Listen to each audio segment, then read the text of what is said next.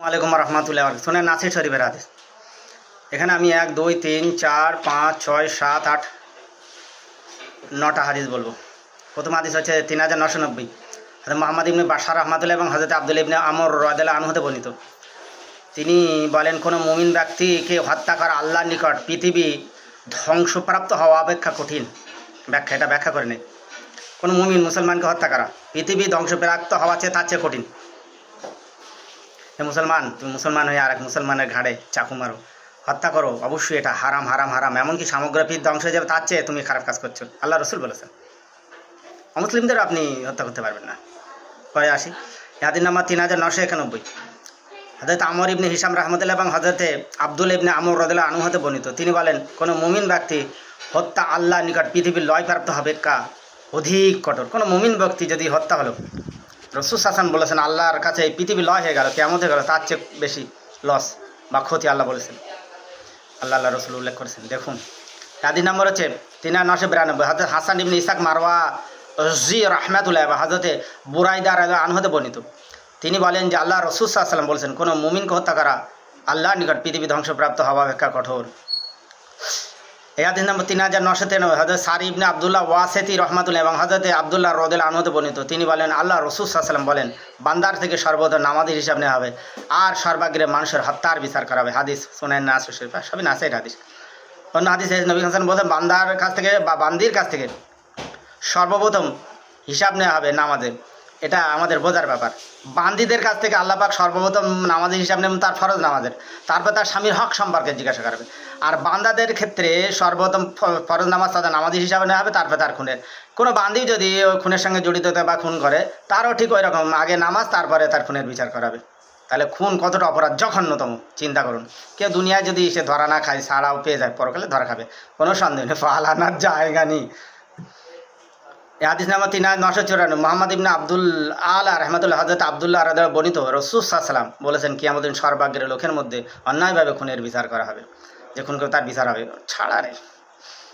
হাদিস নম্বর হচ্ছে 3995, হযরত আহমদ ইবনে সুলাইমান রাহমাতুল্লাহ হযরত আবু আলী রাদিয়াল্লাহু তাআলা রাহমাতুল্লাহ আলাইহি ও আব্দুল্লাহ রাদিয়াল্লাহু বলেন যে কিয়ামতের দিন সর্বাগ্রে মানুষের মধ্যে খুনের বিচার করবে, খুনিকে বিচার করা হবে।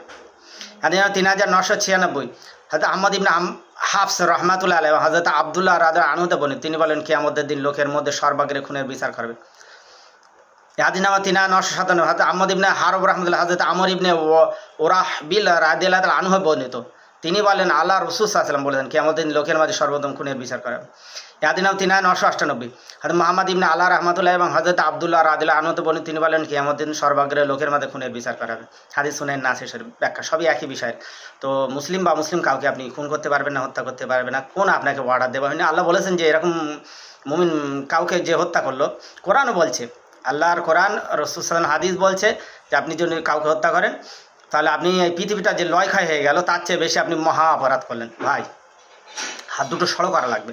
মুসলমানদের প্রতি তাদের মাথায় টুপি, মুখে দাড়ি, জোব্বা, পরনে, তাদের হাতে তসবি, বগলে নামাজের পাটি, এইটা হবে মুসলমানদের প্রতীক বা চিহ্ন বা স্ট্যাচু। তরবারি নয়, তাদের হাতে অস্ত্র নয়, আগ্নেয় অস্ত্র নয়, লাঠি নয়।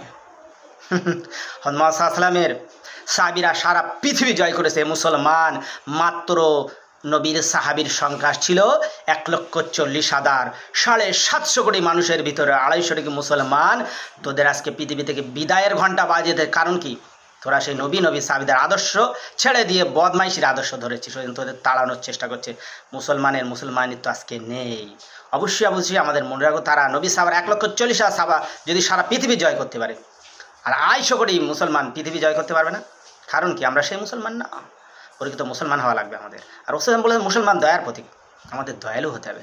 কাউকে হত্যা করা তো দূরের কথা, তাকে কষ্ট দেওয়া, তাকলিফ দেওয়া, অমুসলিম হলেও আপনি কষ্ট দিতে পারবেন না। আর যারা এরকম খুনের কাজ করবে, খুন করবে, মার্ডার করবে, কিল করবে, অবশ্যই তাদেরই বিচার হবে। দুনিয়াতে যদি হলো, না হলো পরকালে অবশ্যই তাদের বিচার। কোনো সময় এতগুলো তো হাদিস দেখলে ভাই সরো হও, হাত দুটোকে শিক্ষা দাও। মনুষ্যত্বের মানুষ আমরা, পশু নই।